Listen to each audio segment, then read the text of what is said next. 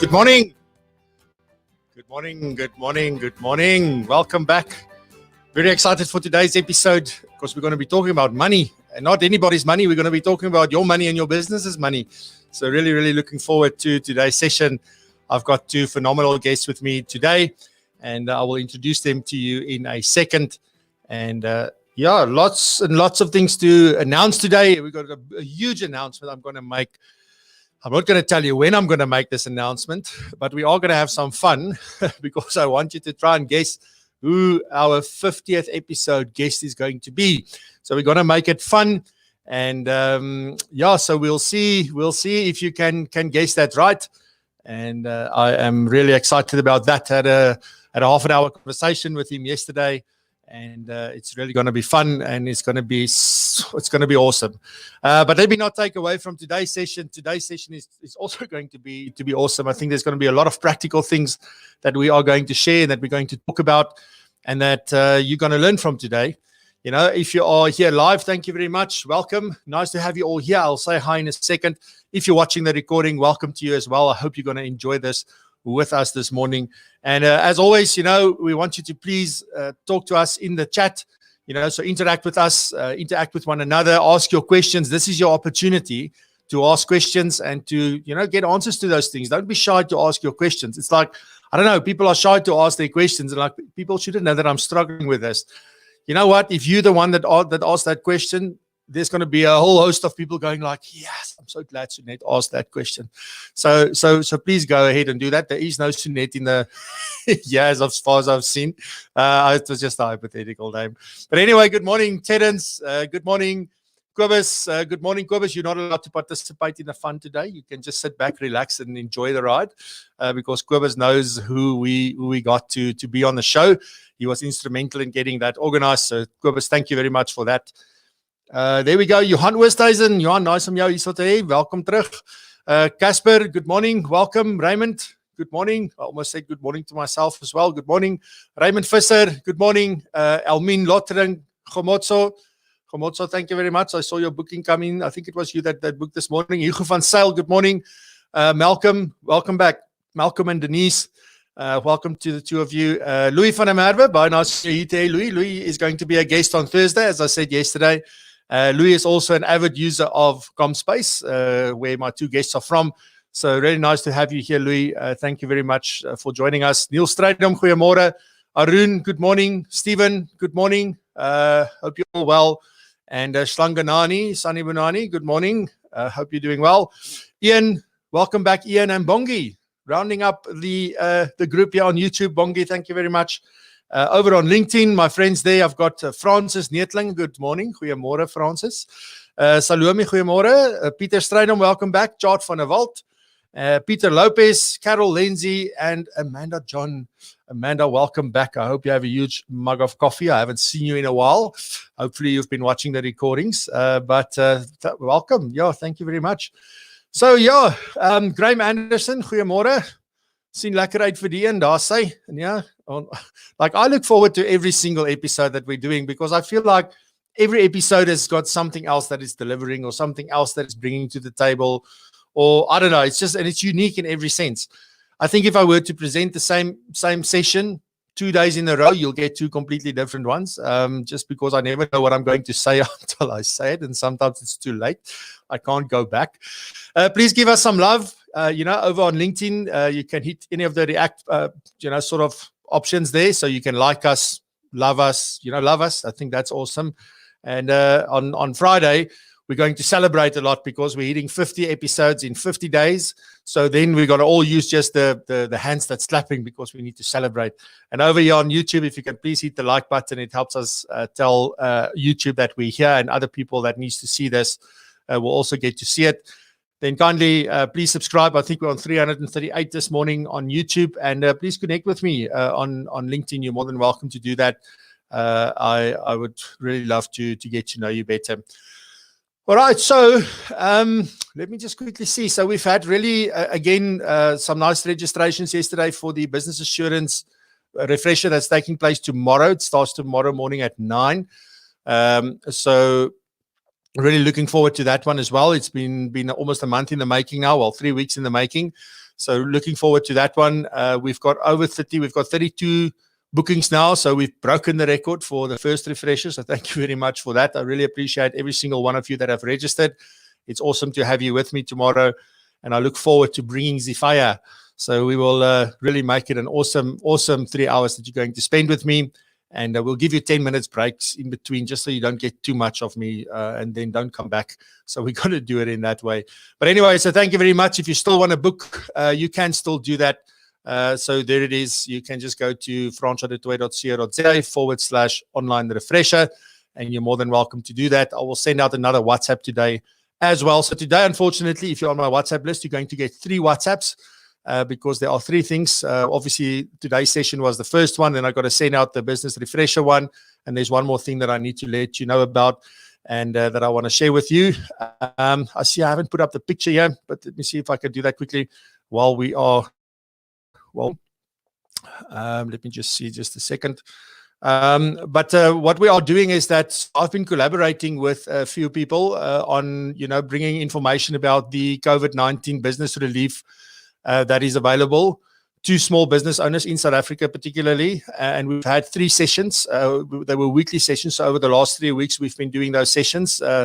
And we've been talking about the relief measures. We've been talking about the legal implications. And specifically from a labor law perspective, we've been delving a lot into that and so forth. But it feels like all of that stuff is now becoming outdated, or not outdated, but it's becoming old news now. Everybody's been applying for TERS, and we've got wonderful stories about that, etc. But we want to take it to the next level. So we've now actually given that show a name. So this is happening every Wednesday at 11, except tomorrow's session. That will be at 3 p.m. simply because I've got the refresher tomorrow. So I'm the host of the show, and I sort of facilitate. And then I'm joined by Ida from the Accountables and by Sunette from Legal Sense. And then we also have guests on. So tomorrow we have 3 business owners on the show that's going to talk about what they've done in this time to really just, we're not going to use that word, but to spin their business in another direction. I'm sure you know which word I don't want to talk about. So yeah, we're going to do that. And so please join us. It's going to be here on my YouTube channel, so you don't have to register anymore. Before we ask people to register to get the link. Now we just send out the link, and you're welcome to do that. We'll send it out to the people on the email list as well. But you're welcome to join us for these sessions. So we're going to do it every single Wednesday at 11 a.m., except for this Wednesday. We're going to do it at 3 p.m. All right. So without further ado, let me start talking about what's going to happen today. So I'm going to announce our guest for our 50th episode.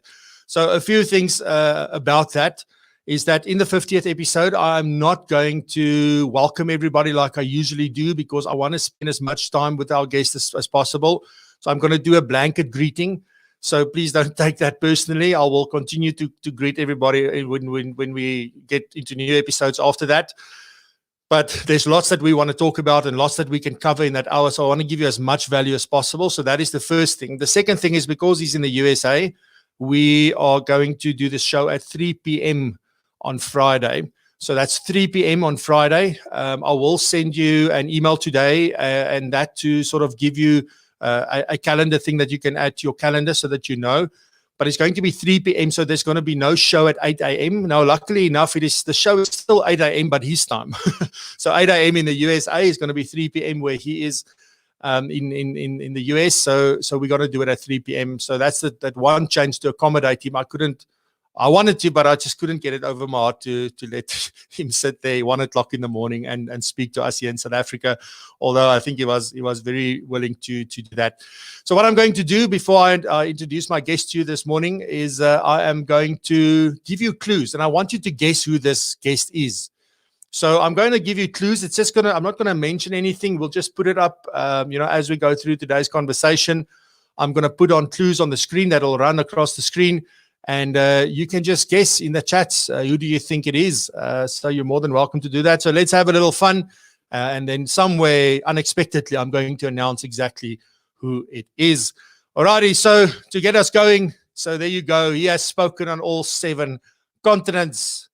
And with that, I'm going to introduce my guests this morning. I'm very happy to welcome both Johan Vosloo and Martha Koekemoer from Commspace, and I've been working with him now for quite a while. Johan was a guest on my podcast called Propulsion recently, in last year. And that's where so I met Martha about 3 years ago. I don't think she can even remember, but it's a long time ago where a mutual friend introduced us in Cape Town. And so I've known Martha a little bit longer, but then I got to know Johan last year when I did the podcast interview with him, and the relationship just continued from there. And I think they're doing awesome work. Well, I know that they're doing awesome work, but Johan, Martha, welcome to the show. And Johan, if you can maybe do us a quick introduction of what Commspace is all about and what it is that you focus on and who you focus on. Franco, thank you. First of all, thank you very much for the opportunity to be here. We've been following your shows every morning. Well, not every morning, but most mornings in lockdown. And firstly, just well done and kudos to you for sticking with it. It's been amazing to watch, and we certainly learned a lot. So that's been amazing. Martha and I, we're from a company called Headspace Technologies. We provide a product and a service called Commspace. And it's really aimed at one thing and one thing only, and that's to manage revenue for financial advisors. And what does manage revenue mean? Well, we're going to get into it a little bit during the show, I guess, and hopefully people will have a much better understanding of why you want to do it, what's the value in it, and to what level you need to look at. So, yeah, that's what we do. That's what we are. Awesome stuff. Martha, and your role within Commspace? Everything, no. Well, I was very lucky. We actually exactly 5 years old on the 1st of June, so we're super happy. I met 5 years and 3 weeks ago, something like that, and immediately hit it off. And Johan is currently situated in Germany, and he runs everything plus the IT side. But we're all human and we like people. So I'm in the office most of the time, and I meet clients. So I grow the business.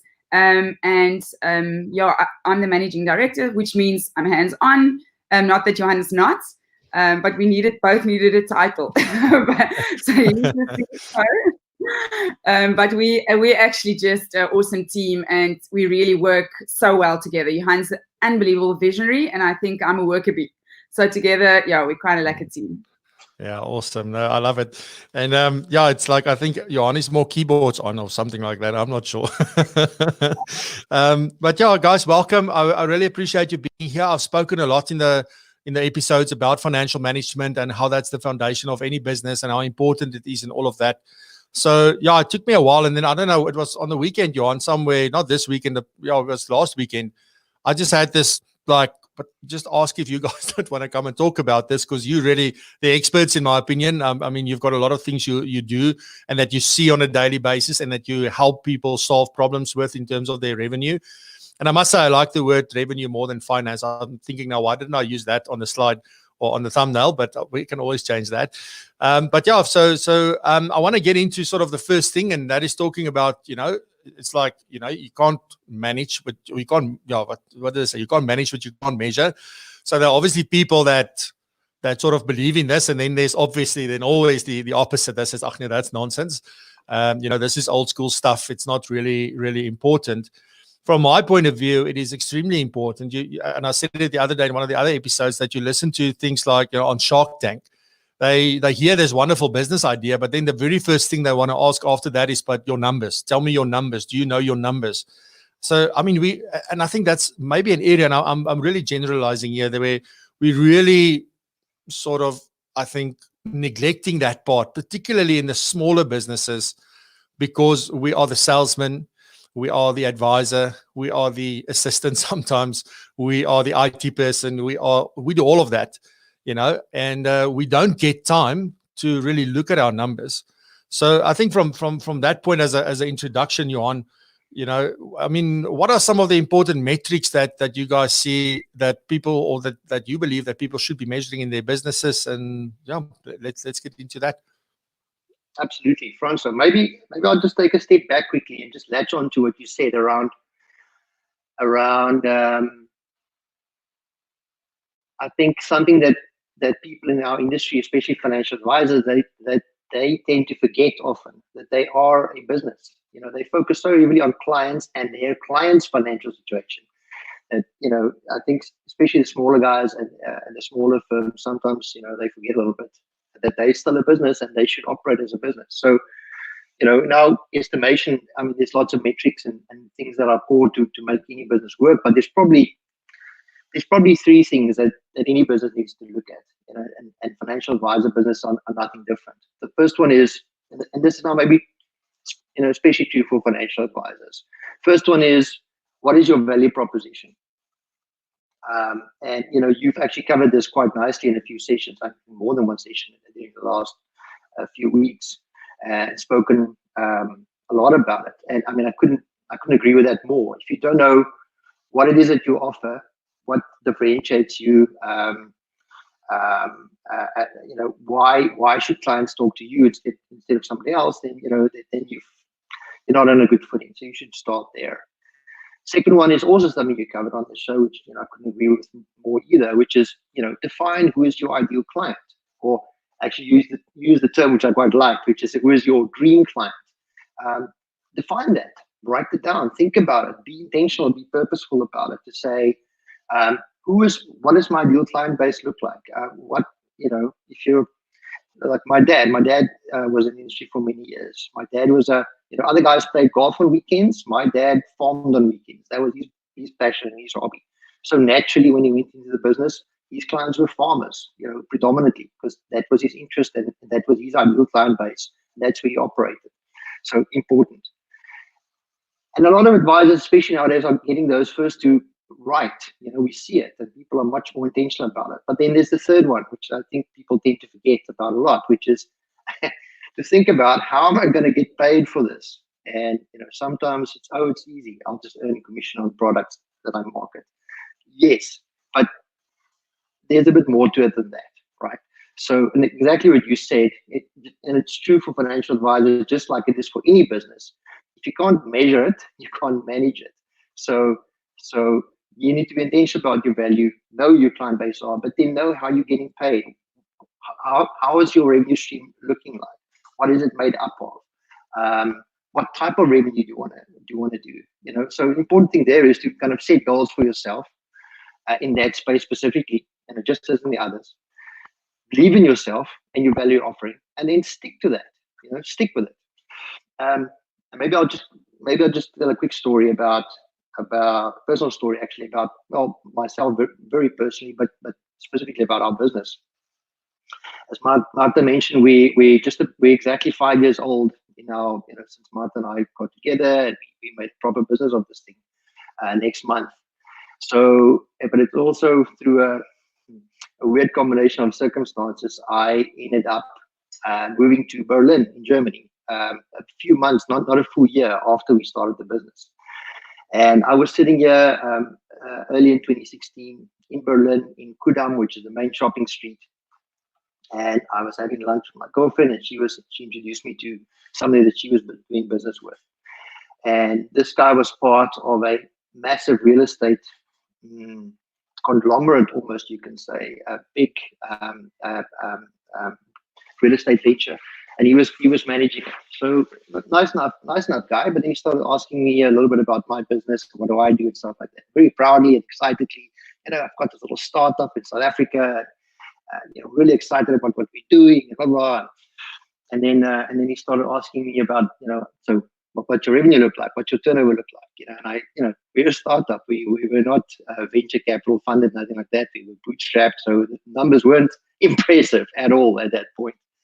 So I told him, I said, this is what it is. But I said, but remember, but I lost him. I lost him at the number, and he was quite smug and smiled, and I could see he was not impressed. So he did a quick mental calculation. He said, okay, so that means for X amount of euros, I could probably buy 50% of your business right now if I wanted to. And I said, well, if it was for sale, then yes, And for a minute there, I mean, I felt this big. I felt, geez, we just started, it's small or whatever. But that feeling really only lasted for a minute. You know why?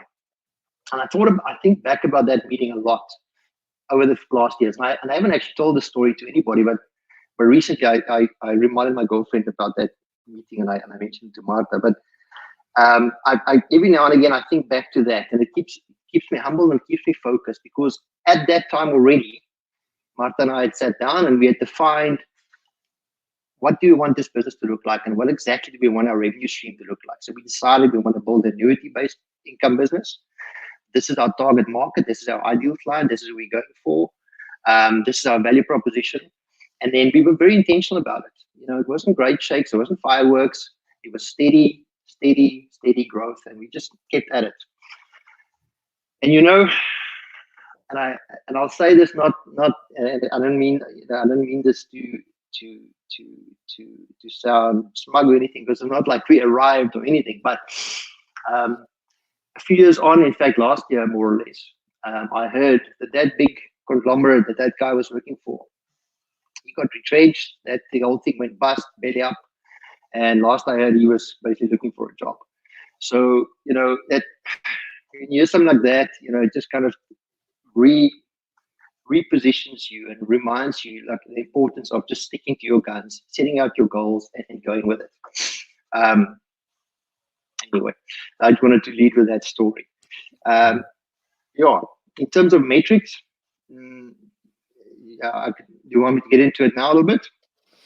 I think we can see as we go along, Johan, because one of the things that I'm just like want to add on to that, and it's amazing. I love these stories about the things that'll happen, because I can't wait for the day that I can look back and tell some stories of things that I've experienced, in this journey, because people think that you just appear one day and then there you are, and they never know, like, chap, this was worse than Lord of the Rings.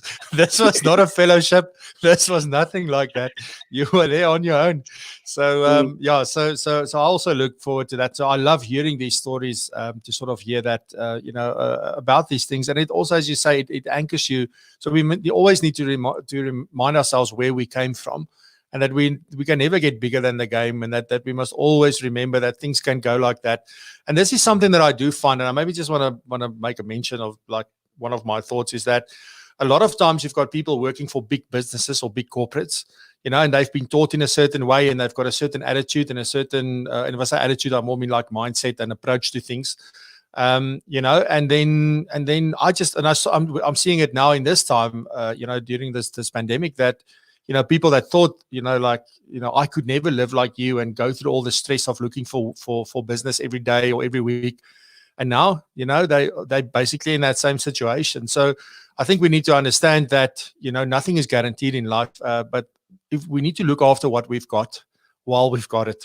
I think that's sort of the point that I'm trying to get to, in terms of that. So I just think there's absolutely no excuse for us not to know the numbers in our business. So I want to jump to Martha, because I know Martha is like, I've heard rumors that Martha is this monster on Excel. So she breaks Excel for a living. Not because she doesn't know how to use it, but because she knows how to use it. So Martha, I want to get into some of the things, we all expect, if we start a business, we're really expecting that business to grow. I know some people get into it. I don't want to rock the apple cart. Let's just keep things as they are and maintain it, at least know that we're not moving backwards. But basically, the majority of people get into business because they do it for their families. They do it for bigger reasons than just themselves. And therefore, they want to grow the business every year. It doesn't matter whether they've been in business for how many years. They want to grow their business. So how do we do that through, how important is finances or revenue in that equation? Yes, thanks, Francois. Just on that Excel point, to Johan's demise, I think he tells me every single week, Excel is not a solution. And you know what? I have learned that Excel is a fantastic number crunching tool, but it's actually not a database. You can't actually use Commspace. You can't actually use Excel without a tool that database. Okay. So what I've learned, and I'm definitely converted. I do still love Excel, but I adore Commspace. Okay. So revenue, obviously that's the base of it all. If you don't have turnover or revenue, you don't have income. But what I love about our industry, and I thought about it over the weekend, is that you don't necessarily immediately want more clients or more money.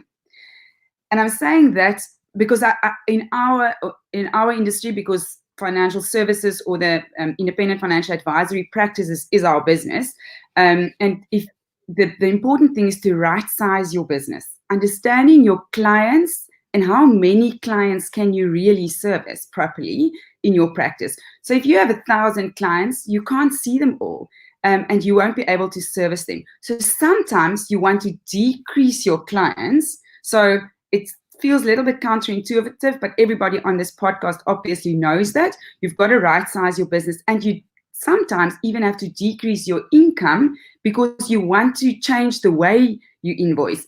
You maybe want retainers. You don't want so much commission. You don't want to, RER is going to force us anyway, but you want to move away from upfront to recurring revenue. Okay, so just saying that so that it's not necessarily growth might look a little bit different than we think. But in Commspace, we speak about acquisition growth and organic growth. And I think it's important to be able to measure those kind of growths. And what I mean by that is you need to understand, put a peg in the stand, start collecting data to understand where does my revenue come from, which providers, which products, per client, what am I earning? And then obviously if you understand what you earn per client, you can understand which products these clients currently have with you. But you'll need a tool to understand these are my clients, these are the products each of these clients have already and which I earn income on. And then we speak about organic growth is you can it's like Vosloo always says, the cross-selling. So you want to know which of those clients have which products and then add products. So it's great if you've got if you're an investment guy, you probably have a lot of RAs or tax-free savings accounts, etc. But your top clients, all of them have to also have risk. If you're a multifaceted practice, make sure that they all have their medical aid, gap cover, dental cover, and that'll ring fence your clients. And that's quite an important part. So that is just organic growth. So current clients, new products to current clients. And then acquisition growth is new clients, new business. And I think it's quite important to be able to measure that, because if you can measure your growth, you can understand what do you need to focus on? What are you better with? Do you really want more clients? Yes, you need more clients because your current clients have got everything they need. You look after them, you can see them. You're actually in such a good spot now that you have extra time to take on new clients. And then you have to focus on acquisition growth. Don't know if that makes sense, Francois. Yeah, absolutely. And it's I'm sitting here thinking, obviously, as you're talking, to say that there's a few things that if you're looking at, like, are you growing or are you not growing, but you've got this sort of detail in the data behind where all the numbers are coming from, you can actually also go and identify risks that may hamper your growth in the future. I'm just thinking on a very simple thing that one would usually pick up is something like, if you've got a lot of money, like let's say the bulk of the money that if you've built your business on assets under management, for example, and that is how you earn the bulk of your revenue. And the bulk of those assets under management is situated in discretionary investments versus compulsory investments. I mean, that is a huge red light to say, whoa, when markets are down, these people can all take their money. So that means my revenue stream is at risk. Or, like I need to focus more on compulsory money to sort of even it out, or maybe I have 64. I don't even know if there is a ratio. I mean, maybe is there something like that where, you would say, well, obviously we say we need to diversify our income streams and have different income streams, etc. I mean, you're working with a lot of businesses. I didn't even ask Johan how many people you're looking after, but I'll get to that, Johan. I'll ask you now in the next section, like how much money you're managing and all of that. But I just want to know, is there sort of a thing that's emerging from the data that you can say, well, you know what, this is what a well-diversified business looks like, because it does depend, I think, on the type of business, what you want to focus on. But then also, secondly, it doesn't mean that you have to do everything. You could just do investments and be diversified with the investments. But is there sort of a model that you sort of see that's working well for people, specifically now during this time, maybe? Well, it's always that 80-20 principle, right? So on the discretionary and the compulsory money, it's the money is important, but the relationship with your clients are critical. So some clients you need to look at compulsory money and investing, but a lot of clients you need to actually advise them on discretionary money.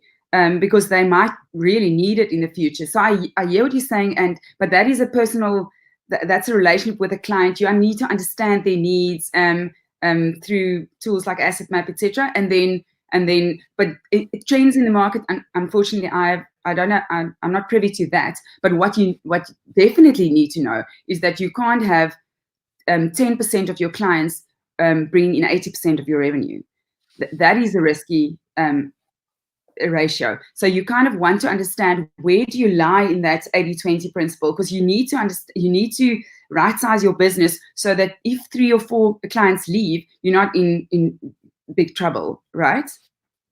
Okay, so are you saying, so I need to translate to Free State English for myself. Okay, so is this then, are you saying that, if you really want to build your business on solid principles and on the right things, you can start with your revenue data and where you are at the moment to inform the things you should be doing and the things you should be implementing. And it's not so much about the money itself, which is actually counterintuitive. If you think about it, it's like, okay, so yeah, we look at the numbers, but that's not actually what's going to create more money in the future. What's creating more money in the future is the way that you put your business together, the things that you focus on, the kind of clients that you bring into your business.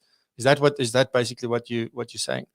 No, absolutely. And exactly where I started is you really want annuity income. You don't want the upfronts. So you don't necessarily want lots of money, the upfront big money. You want that recurring money and the relationship. And again, what Johan started with, that principles of what is our business about? What is our ethos? And then the money will flow from putting those right and ethical practices in place, advising clients not on products but on the solution, the full safety solution. Okay, awesome. So Johan, let's talk a little bit about business valuations. Maybe not so much just business valuations, but value in your business and the value of managing your revenue streams and knowing all of these things in your business, which ultimately will translate into an impact on the value of your business anyway.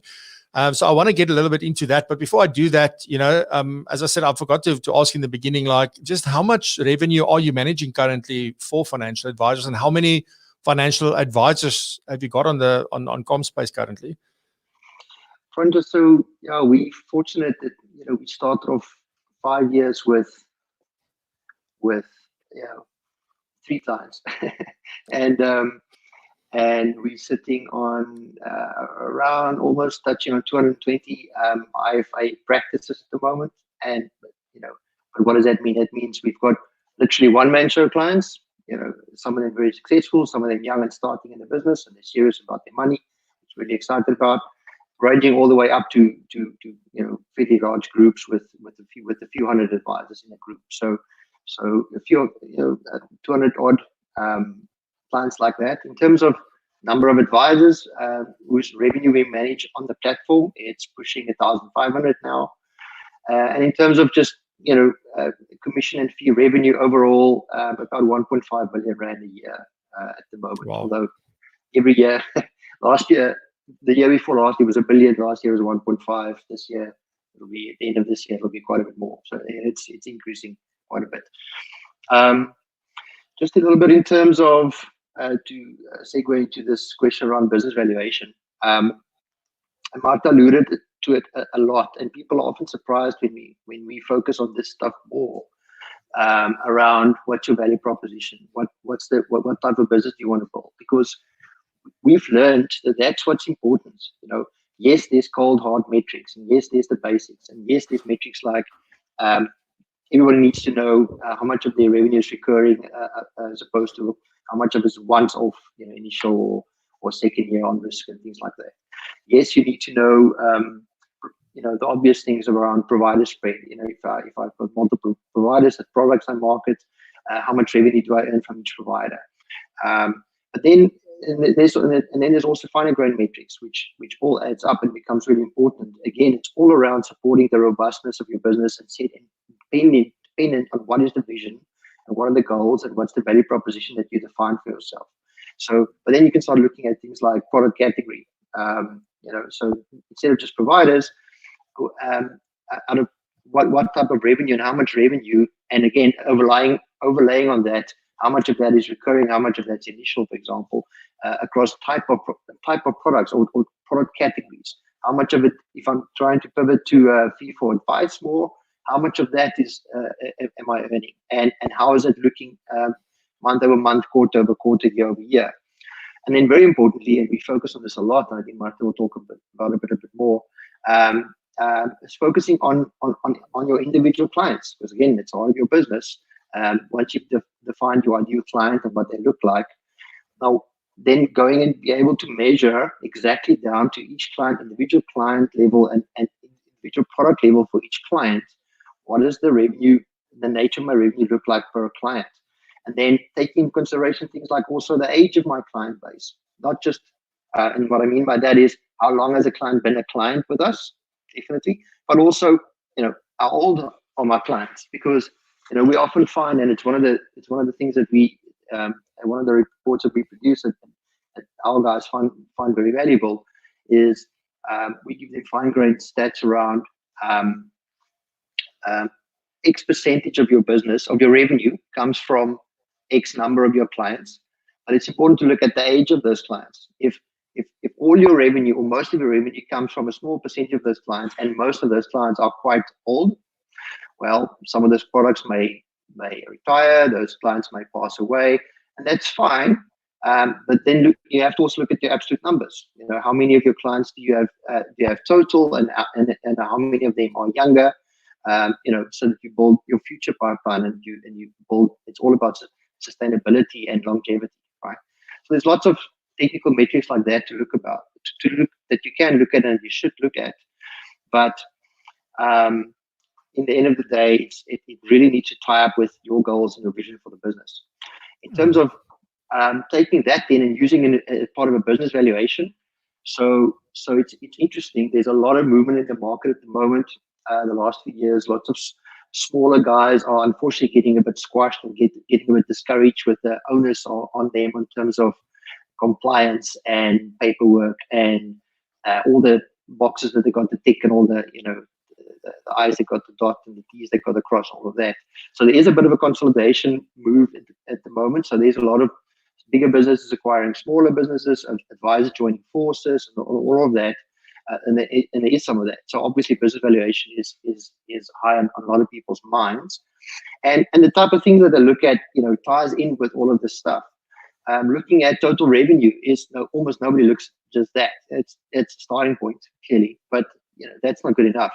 The type of things that people look at typically are some of the things I talked about already, which you should be tracking and you should know about your business at all times anyway.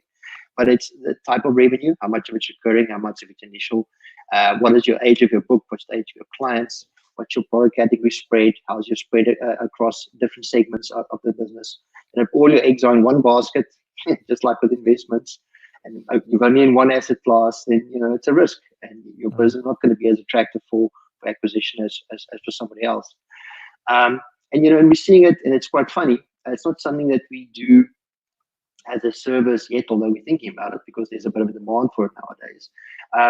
Some of our existing clients would think about taking over a book of somebody else, or they come to us and say, look, can you please help us and work with this potential these potential guys we want to bring into our firm, help us value their revenue stream, and we really can't look at it because all they can provide us right now is a top line figure. This is how much money is coming in, but nothing more fine grained than that. So they don't really have a good idea about what's the health and what's the makeup of that business actually look like. So they ask us to help them to do this kind of exercise, put all their numbers through those matrices and layers of things on top of each other, so they can actually get to the real answers that they're after. And then of course multiples.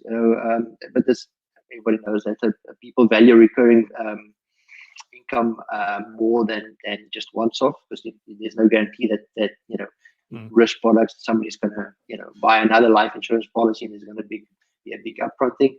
So people value recurring income anyway over once off things. Martha, what did I miss there? No, I was actually just thinking that's why you are the visionary and I'm the number cruncher. Geez, that was quite a break on. my book valuation was income split into recurring and initial and value. That's it. Just look at the facts. Don't worry about the other things. I just want to add on one thing here before I move on to the next part is that, as you were talking, Johan, I was just thinking that, again, you were saying, like, it's important to know these things, but, and I don't know if I did say it earlier, but I just want to reiterate this, that, money does not generate more money. Money is the result of the things that we do and the value that we deliver and delivering it to the right people and really making a difference. So that's why if you want to fix your business, you don't go and look at your money and how you can, you need to go look at how do you cut expenses and how do you manage it better and have the lowest bank costs and all of those things. But that's only going to take you that far. The rest of the stuff is all the other things. And this is so powerful. I mean, you're a revenue management company, but the things that you say that you've now learned, and you didn't say that we were taught this at university. We learned this over the years by working with clients and seeing what makes a difference. And that is value proposition, ideal client. That's where it starts. You got to connect the right dots. Otherwise, there won't be any money, or your money will be, there will be money probably, but it will be like, it's not going to be maybe what you really want. So I hope you've been paying attention here at the bottom of the screen, where I've been giving some clues about who our guest is going to be on Thursday. I know Johan haven't been paying attention because he's been in this and Martha has been in this, so they haven't been able to pay attention. But hopefully you've been paying attention. And have you got any idea who this may be? As you can see, he's a very well-known speaker across the world. He's an award-winning Hall of Fame peak performance business speaker. I'm keen to know what you think. So now we know sort of, okay, so there's some metrics that are very important and that we need to know. We now know that it's important that the actually important things are the value propositions, the ideal client, sort of how we run our businesses. That is very important. We know how valuable this can be to direct us in the direction that the business should be going in. And because I think you can clearly see from this, when you're starting to move down in the wrong direction, you should rather be moving. But this is one thing that I also spoke about, Martha, and I want to ask you about this, because in one of there was a specific episode dedicated to client segmentation. And a lot of people see client segmentation very differently. Some people think it is like my top earning, who do I make the most money from? And then we just categorize them according to revenue, for example. So I'm keen to hear from you, from a segmentation point of view. I just want to talk about segmentation, because having clearly defined target clients means that it could be multiple target clients within your business. It doesn't mean that you only have one, but your value proposition for each one of those needs to be aligned. So what is your view on segmentation? And then how do we use our revenue to help us guide in that? And is revenue the only thing that we should be looking at even? So I think it's, as Johan started when he said you wanted your dream client, I think segmenting your client base is critical, because otherwise you just keep yourself busy every day with whoever phones, whatever your hand finds to do, you just do. But if you can focus on the right clients, on your dream clients, and you can build that book, you will spend your time on the right clients.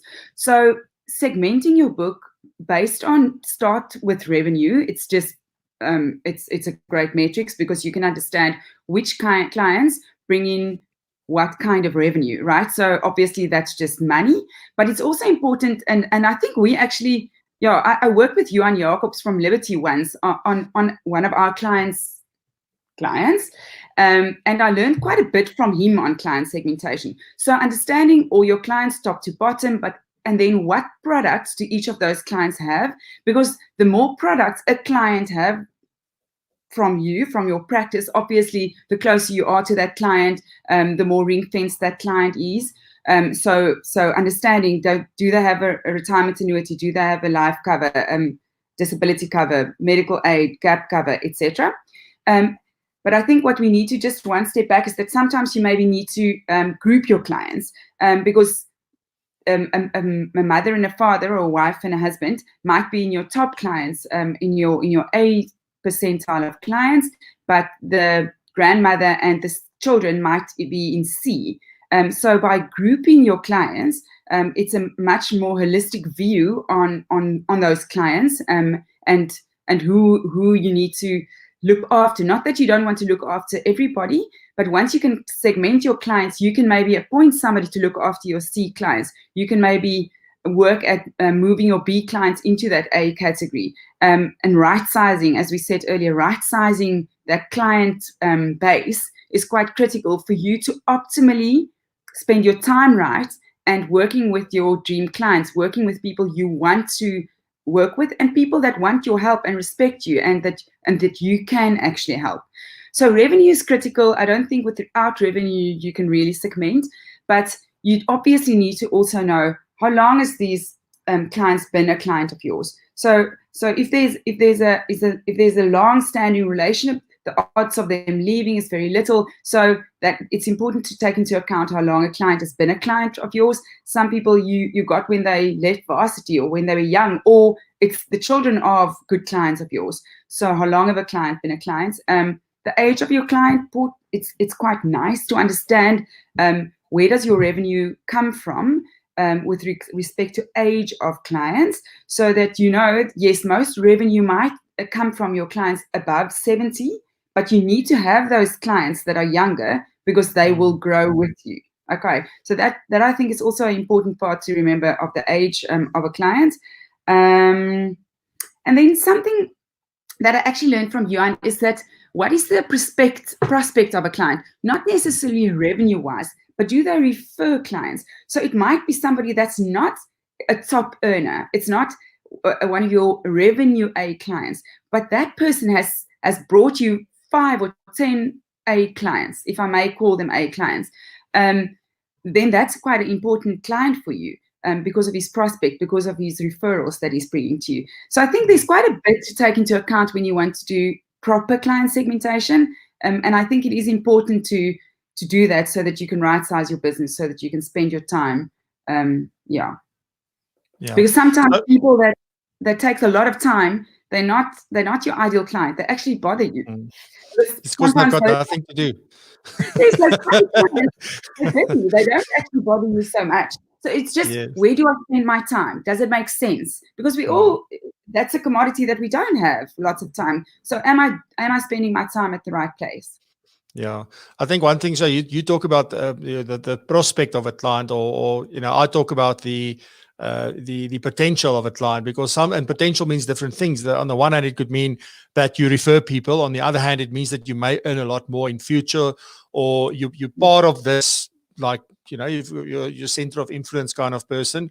So you need to look at those things, and those are all subjective, because it's how you view and what you think about it. So it's again this combination that it's getting to. If you want to segment, or even if you want to define your ideal client, is how do you bring together the facts and the figures and the revenue and the what they do, and then the who they are as people, and then where they fit into the world, and the value that they bring, because value doesn't always come in money directly from them, but they can create a lot of revenue somewhere else for you. And I think that's an important point that you touched on there. Then I just want to mention quickly before we move on is that I'm going to leave all the questions till the end. So we're going to finish the session, and then we'll do the questions at the end, which means we'll run over time. So those of you that want to stick around for the questions to be answered, we'll do that. It won't be too long. It will maybe be, 5 or 10 minutes, but just so that you know that I'm going to answer the questions, or I'll ask the questions, because I see there's a lot of questions in the chats on LinkedIn and on YouTube. So I will get to them at the end. All right, Johan. So then, this is where Commspace was. This is the reason it was born. It was your dad that asked you, Johan, like, I need to pay these people, and I'm battling. I'm not a Martha with Excel, and this thing is not working. So, you need to build me a solution. And this is really where it started. And this is something where I see, even in the group that we're collaborating with, we're talking about revenue share amongst each other. And some people's businesses are so complex that it's very hard for them to say, well, if I'm going to share this much with you, and some of it is ongoing and some of it is once off, and there's different percentages involved and all of that. So I'm not even, the easy stuff, I guess, well, I say easy, I say that in quotes, okay. It's easier to pay that if I know I've got an 80-20 split with an advisor. That's the easy thing to manage. But when you've got these different professional relationships, or outsourced, or referral networks, or where maybe there's teams inside your business that you want to sort of split. I saw this at one of the banks, when I was still a consultant, where actually the banker, there was some revenue share to the banker in terms of things that they referred, for example. So to manage all that kind of stuff can become very, very complicated. Now, obviously, it's not to say that you need a big business for that to be the situation, because you could very well just be a one-man show, but you are working with, and I always say one-man show with a lot of respect, because I'm one, please. So I'm not saying it in a bad way. But if you're a one-man or one-woman show, and you are working with a lawyer or with an attorney and with an accountant and maybe a couple of other people, maybe an estate agent or someone, and you refer business to one another in that sense, you need to be able to manage that. Okay, so I think paying others is a very important point, and I know this is where Commspace was born, and I know this is a very big part of what it is that you actually do, apart from showing you all this wonderful data on your revenue. So yeah, how do we go about managing all of this to make sure that die pap nie op die grond val nie, so that the porridge doesn't hit the floor? I don't know how to put that, but how does that work? Francois, so spot on. That's exactly where it started. But again, I'd like to just focus on the principle of that, the most important part of that, the most important aspect of that first, which is, why is it important to track and manage accurately and consistently if you need to pay others? And by others, I mean yourself, your partners in the business, if you're multiple advisors in the business, planners, employees, and external referrers. Why is it important? And if I can really distill it down to one word, and that's trust. Think about it. That was my dad's biggest problem. He went big on the model they had in the early 2000s. He was one of the early PSG franchises, and at that point, they would encourage this model of, say, form professional relationships with as many of the accountants. Well, actually, their advice was form professional relationships with one accountant and one lawyer firm or legal firm in your town, and work together and refer clients to each other, so that you can offer a client a holistic offering in terms of accounting, legal advice, and financial advice. And, so my dad, being my dad, he took that, but times about 50. So he went and formed those relationships all over the northeastern Free State and all the surrounding towns, and it became too much for him to handle on a spreadsheet very quickly. And he came to me, and his first thing that he said was, "Look, the money is important, but the most important thing here is trust. These people are trusting me that I made an agreement with them that I will pay them the referral or the amount that's due to them. And if I fail in that, I'm going to violate that trust relationship. And then, it's damaging to my name, to my company, and I don't want that. So help me, find me a way to make sure that I earn and maintain that trust relationship." So that's what it's really about, right? And then, yes, I mean, lots of mechanics around it and lots of ways. Some people call it splitting commission. I mean, that's definitely part of it. Some of it's, part of it's referral commission. And yes, like you said, sometimes it's quite simple. Just simply, 1 or 2 or 3 or 5 advisors in a practice, and they need to share with each other. And sometimes they share very straightforwardly. Each partner keeps the bulk of the business that he writes, and a smaller percentage goes back into the business pot, so to speak. Sometimes, advisors work together on a deal, on a larger deal, and they split just a flat percentage split way. But then sometimes, there's sliding scales involved, and there's, and also people want to consider the nature of the income again. If it's upfront money, if it's a big once-off money, they typically want to split that differently than maybe small recurring amounts. And the problem is, people have good ideas around this, and there's some interesting models that come out. But again, if you don't, this is, I guess where we blow our own horn a bit. If you don't have a system that understands this stuff and where you can set that up and that automatically tracks and manages that, trying to do that on Excel, it's a recipe for disaster, and you're asking to violate somebody's trust and pick up, get somebody angry at you and somebody mad at you, and that's much more damaging than the bit of money that's going wrong. It's that trust relationship that you're violating if you're not doing that properly. Yes. And then it's just about have a system, some sort of system, some sort of mechanism, some sort of way that you know that that's being done accurately, consistently, and everybody involved is just relaxed. They know that there's no problem in that area, and they can get on with the business of that's at hand instead of worrying about that stuff. Does that make sense? No, absolutely. And before I announce our guest for Friday, I want to say that if there's one thing that's coming out of today's discussion for me, and this wasn't discussed before the time, guys. So like 90% of the time, Johan doesn't even know what I'm going to ask, and Martha just like, oh, what's the next question? What's coming? But the one thing that I'm picking up here as a theme is that it's always about more. It's always something else. It's not the money. And I already said this. It's not the revenue. It's not the, even if it's recurring or upfront, it is always about, like I was going on, how do we pay? It's not about how do I pay things. It's how do I build trust? How do I foster that trust? So that is very important from that point of view. I think that's amazing, Johan, to sort of, I think that is, if there's one insight that people need to take away from today, then it is that.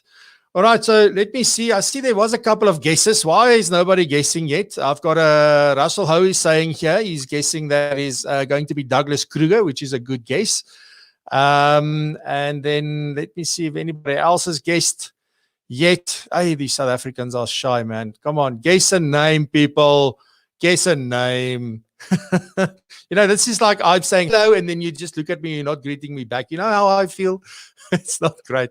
So please, who are you? Who do you think is going to be on the show?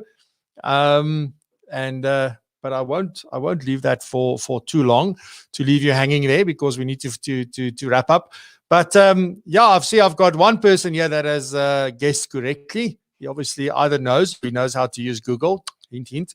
So well done. I see he's also saying this on over on LinkedIn. So but you're 100% right, Raymond. So let me just take Russell here off the screen. Sorry, Russell, you can't stay there.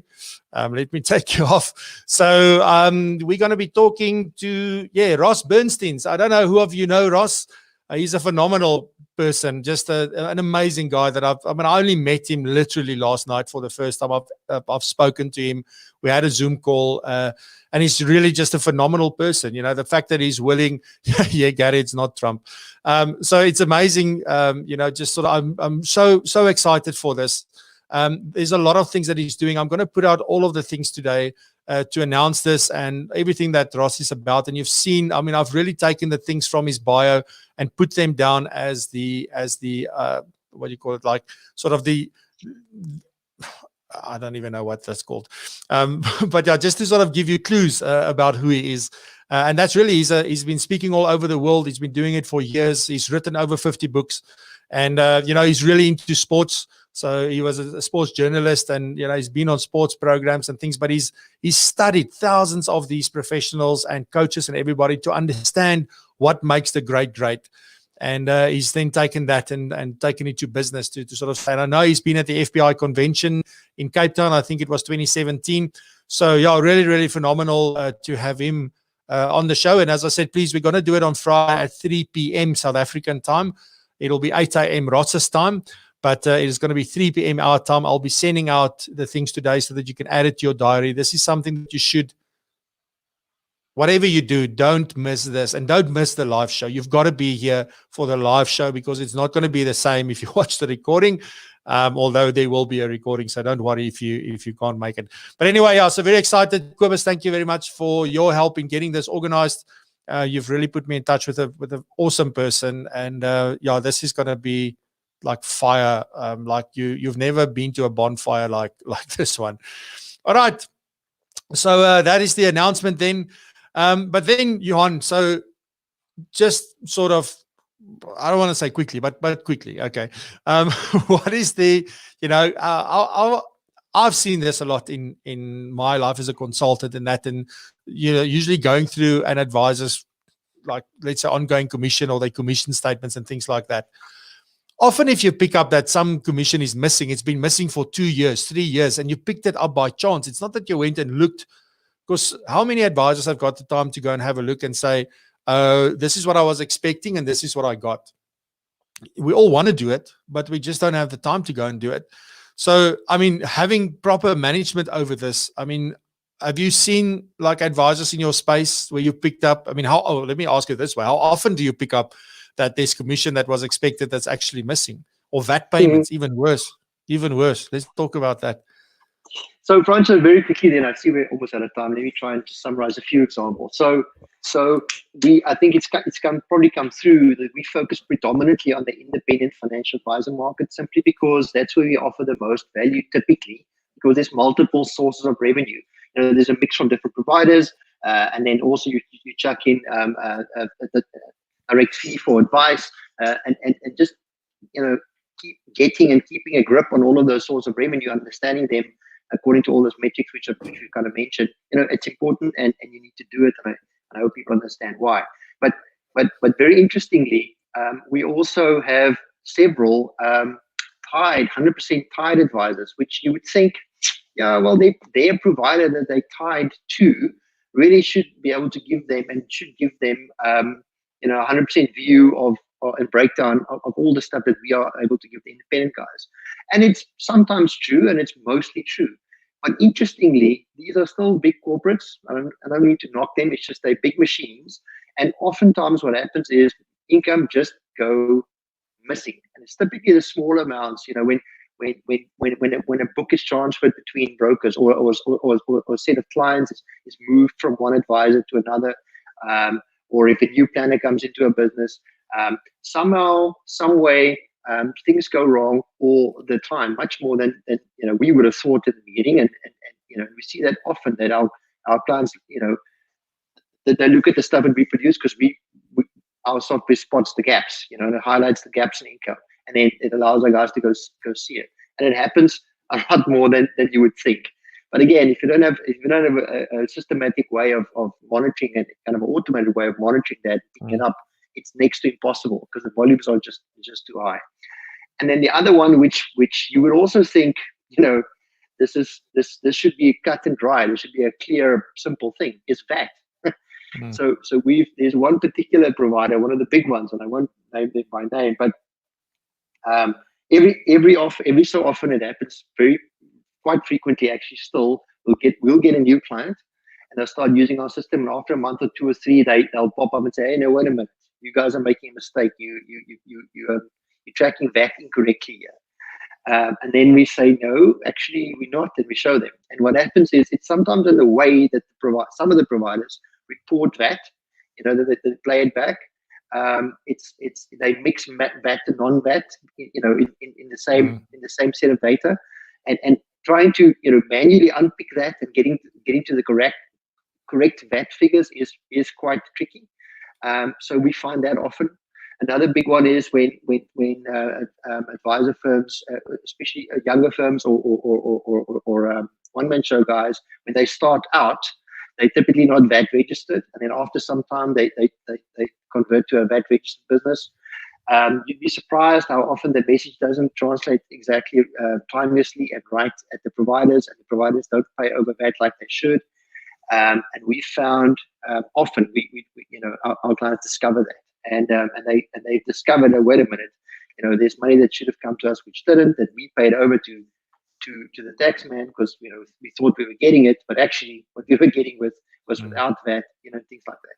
So this happens all the time, much more than we really thought initially, and that you would think. Yeah, and here's the thing about VAT, guys. So it's not that if you were registered for VAT from a certain date, and the provider did not pay you VAT, okay, obviously they usually would rectify that and pay it back to you. So that will happen, but if not, you remain liable for that VAT on that payment. So you want to be sure that things are correct, definitely. And the other thing I think that I see some people are doing is to include VAT in their turnover to sort of measure how they're doing. Okay, VAT is not yours. You shouldn't be taking VAT into account for your turnover or for whatever it's doing. I know it never translates into your profit, but I think it's maybe motivational if you look at revenue and it's 15% more than what it actually is, but don't do that. You should be looking at your revenue and your turnover and all of your expenses and everything, excluding VAT, if you are VAT registered. Obviously, if you are not VAT registered, you won't receive VAT and you won't be able to claim back VAT on your expenses. So that will be a bit different. But yeah, so that is awesome. I want to get into the questions right now. And so I'm going to run just quickly through them. I don't think there's too many of them. But let me just open Martha's microphone here so she can talk with us as well. So let me see quickly. Just quickly, Grant said good morning. It's his first one here and he's trying to catch up. Thank you very much, Grant. We appreciate you very much. Raymond was just saying the SME show has been extremely informative. Thank you, Raymond. He's been sharing it with his clients. And that's the idea about that business show, by the way, the SME show, is that you can share it with your business clients as well. Mariette Tappen says, if you want to empower your practice and align your effort with your value proposition, consider Commspace, and congrats on 50 episodes. Thank you very much. Mariette is one of your clients, right? Yeah. Absolutely. Yes. And then Slanganani said that the value proposition keeps coming. So I'm not sure if Slanganani, are you meaning your value proposition or the fact that we keep hammering on this thing, because that's what we're doing. All right. Louis said he's also one of your long-standing clients. I watched the video on your website where Martha interviewed Louis. And he says, spot on, let your data tell the story. So we'll get into all of this, what this has meant to Louis on Thursday, actually. I'm going to talk to him about how he's running his business and all sorts of things that they're doing. Because he's one of those guys who's not afraid to try stuff and see what's working, and he's really thinking differently. Awesome guys. I'm really looking forward to that as well. And so Ross really have a phenomenal lineup of pre-guests sort of to set the scene for him. Terence said, I agree with growing. I'll get to the questions now, guys. I agree with growing the annuity book. How does Commspace handle when we invoice clients directly for upfront planning services? So there it is. Can you handle fees, and how do you handle fees? Who's going to take this one? Yeah, we can absolutely handle fees.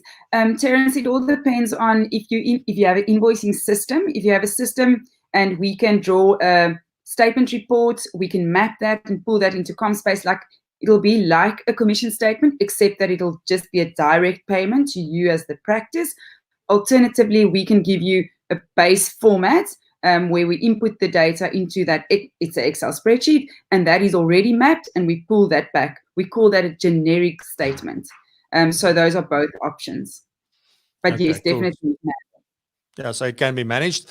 Russell just made a comment to say solid foundation sets the precedent for a successful business in the future.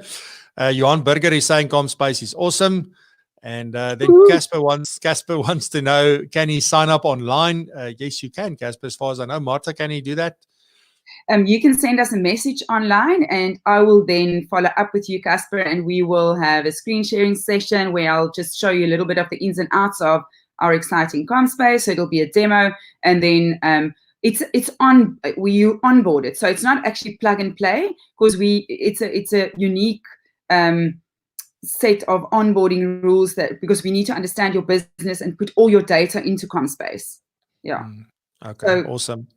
You can send us a message online from the website, but it's a personal onboarding that we'll discuss with you. We didn't even, there you need to go listen to the podcast. If you want to know what these guys do to onboard their clients, go listen to the podcast I did with Johan. It was phenomenal. I think it was episode 15 or somewhere there, 15. So go look at propulsion.co.za. You can look at the podcast there. I had an hour-long discussion with Johan, and we went through a lot more detail around Commspace itself. So if you want more detail and you've got time now, go and listen to that, because that's awesome. And then just contact them via their website. I'll give you the details afterwards as well. Then we had some obviously guesses. Raymond said Ross Bernstein, and then Graham said Alan Stein Jr., and then Gary said it's not Trump. You were 100% correct, Gary, but sorry you did not win, but although you were right. So Casper said Seth Godin. No, but wouldn't that be awesome as well? And Gary Walker says that the best move that they've made was moving to Commspace. And guys, I think there's this big misconception that you need to have multiple advisors. You need to be a big business. No, this is about taking control over and knowing what's going on in your business. That is what it's about. Yes, you can use Excel. Yes, you can pivot table all you want. Yes, you can even use tables and do all sorts of fun Power Queries and all sorts of things. But ultimately, bringing all that data together, is that really your job as a financial advisor? Is that your core function? Okay, no, it's not. If you were wondering, no, it's not. You're there to give advice to clients. So use a system that can. It's absolutely it's worth the money 100 times over. to do that, you will be amazed at what you can see. And then a nice comment here from Brendan saying, a great show, great listening for my morning run. And this is what I love. People are getting innovative. You know, people let me know that, listen, I'm exercising in this time, so I can't make the show. I'll watch the recording.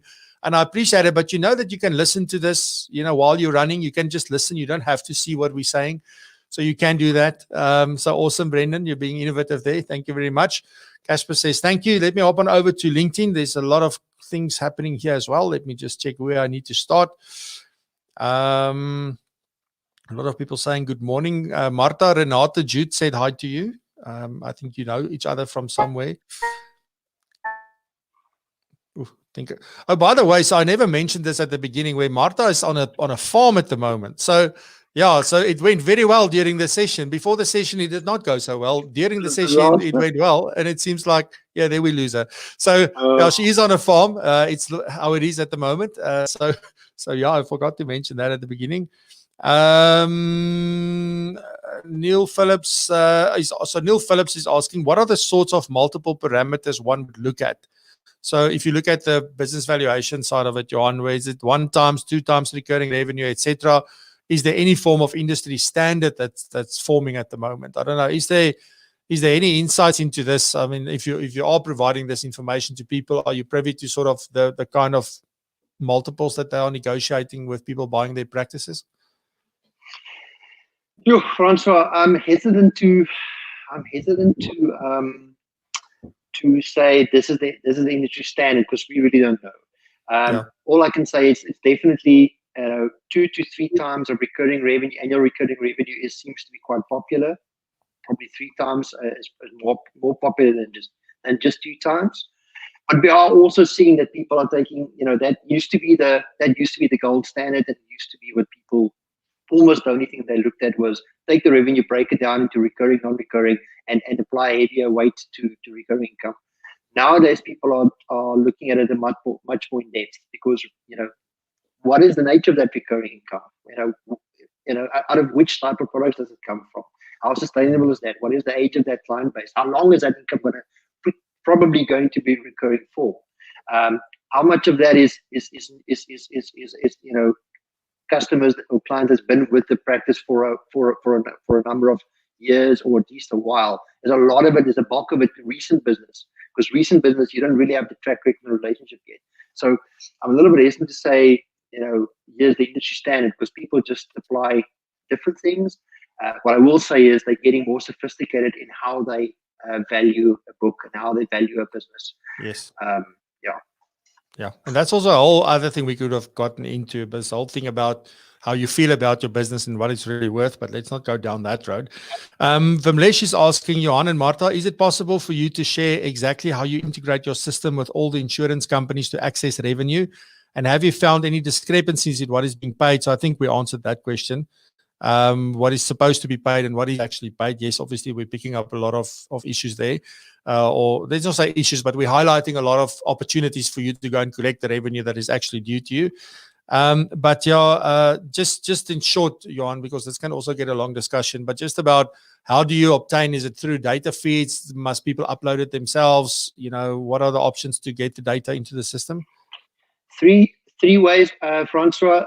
Traditionally, and the one that's still used, unfortunately, the most often is manual file upload. So people get the com statements from the providers, and they manually upload it into the browser, into our application. The good news there is they don't have to think about that format. They take the format as they get it, they load it. We take care of mapping and understanding those formats. The system automatically understands it, classifies, pulls in the data. There's no thinking involved. Where we are heading to, and this is what we're most excited about, is direct data feeds from the providers. It's the holy grail for us. We've got a number of providers on board already that we're getting direct data feeds from, and it's a big focus point for us to try and blanket, as much of the South African market to start with, in terms of getting direct data feeds. Because then there's no hands involved. It's a fixed format. We've got some say what the data is and what it should look like, as opposed to the myriad different formats that they send out to the providers, which is sometimes quite bad. And then a third one, which we've rolled out internally, and we're starting to slowly roll out to our self-service clients, is an email feed where everybody can get a All our clients can get an email inbox at Commspace, client name at commspace.co.za, and they can simply forward the commission statements to the inbox. And we've got an automated process which recognizes which provider it is, takes the attachment, automatically pulls the data into Commspace, classifies it, does all the things it needs to do.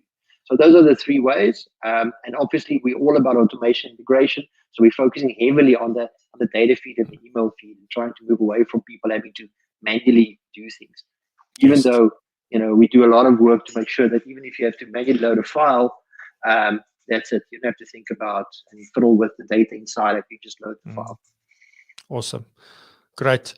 Peter Stradum is just making a comment. He says, they run a practice with multiple sources of revenue. So they've got fee sharing, they've got referral fees and splits. And what used to take them a week to update the Excel files is now taking them a day with Commspace. So, I mean, that alone is absolutely worth it. It looks like we've got Martha back. Martha, I don't know if you're back, but welcome if you're back. So that's cool. Obviously, I can again see there's some comments I'm not picking up on LinkedIn because people are responding to one another. It's unfortunate that I can't see there. So sorry. So there's some of these questions which I'm not, is definitely pulling through. Yeah, because there's people responding to people, but I can't see what the question was. So sorry about that, guys. But yeah, so on that point, then thank you very much. I think it was a very awesome session. We ran 16 minutes over time. After which 10 minutes was my greeting and hello and doing all the stuff that I do. But thank you very much for your time and for everything that you do for everybody. I think you're having a huge impact on the industry itself. We're starting to get the message out there of how important it is to manage our revenue, but that it's about so much more than just the money, and that the insights we actually get from this is understanding what it is really about. And that is sort of what I want to leave with. Johan and Martha, thank you very much. Any last words, Johan? Well, I just thank you again for being on the show. Thanks for everybody that listened. I can just say very proudly, the most important person I could see a comment was my mother. Hi, Mom. Is that Barley? Let me put on the screen here. There you go. Now say Ma. Hello, Ma. Hi, Ma. No, thanks for having us, fun trades. As you know, I'm often on your show, and I'm quite vocal in the comments because I like the stuff you talk about. And it's valuable to us, and thanks for doing what you're doing. Awesome. It's a pleasure. We will. Martha. Thank you, Franco. We love our job. We love what we do, and we'd love to help many more independent financial advisors. Please contact us. Yeah, where can they get hold of you, Martha, on that note? Yes, commspace.co.za, and they can just send a website link. Our contact numbers and details are also on our website. Okay, awesome.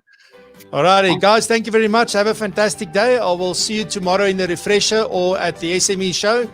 And also then, tomorrow morning, we will be live back here with the first in our data series where we're going to talk about data with a software provider. And I will announce that a little bit later today. We have a meeting at 10 to finalize everything, and then we'll be there. All righty, keep well, and we'll chat soon. Cheers. Bye.